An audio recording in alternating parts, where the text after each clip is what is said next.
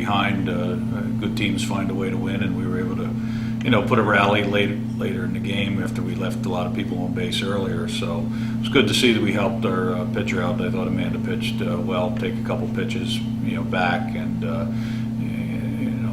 we finally stepped up and knocked a couple runs in. And Jen DeLickus with that 2-run homer going the opposite way on 2 strikes was a big lift for us, and then we were able to push the winning run around. So overall, it was a good weekend with 2 wins yesterday in the conference and 2 wins on Saturday. A very exciting game for sure. We were down 3-1, so we were worried for a little second there, but our team we always know how to come back.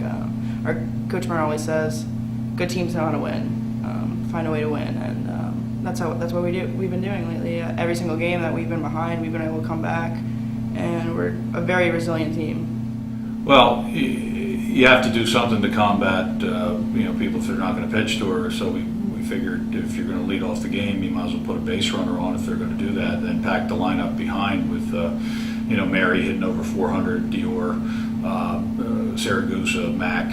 You got a chance if they're going to put somebody on base. I'm going to take advantage of that rather than put her in the 3-hole where she might be the 3rd person up in the inning, and then Walker and not have as much firepower behind her. So now it's up to the bottom of the order to get some people on base when she does come up. But I have no problem with her leading off, and if people want to keep walking her and putting her on first, we'll move her around and we'll score. You want to pitch to her, obviously that's dangerous in its own right. So I can see where it's frustrating for her because she's not getting the pitches, but that's a message to everybody else that they've got to step up and say, this is not a one-person team, this is a full lineup here. So I think it's the best way to combat what they're doing.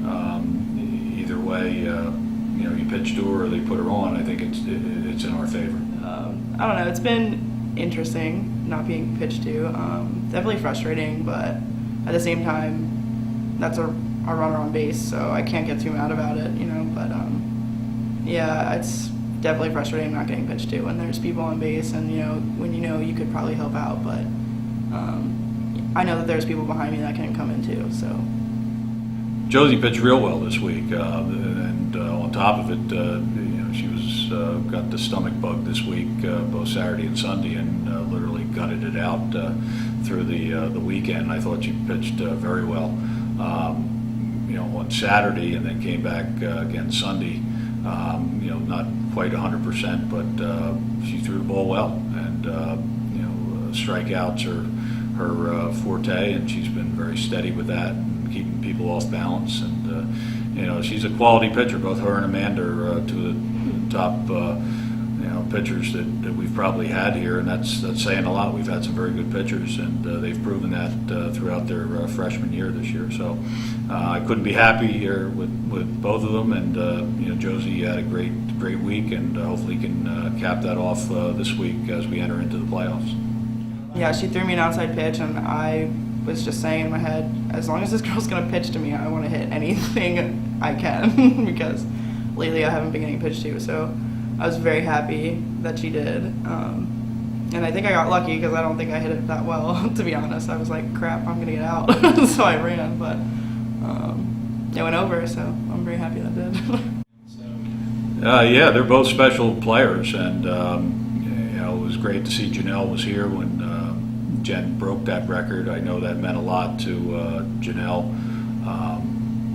who held that record for 11 years, I guess, which is something in its own right. But Jen DeLickus is one of the most feared hitters that we've had here. I would say Heather Board's probably the best offensive player. Jen DeLickus and Janelle Bry, for power, certainly are the two that come to mind with that. And some of the home runs that DeLickus has hit over the years are just monumental in terms of their distance.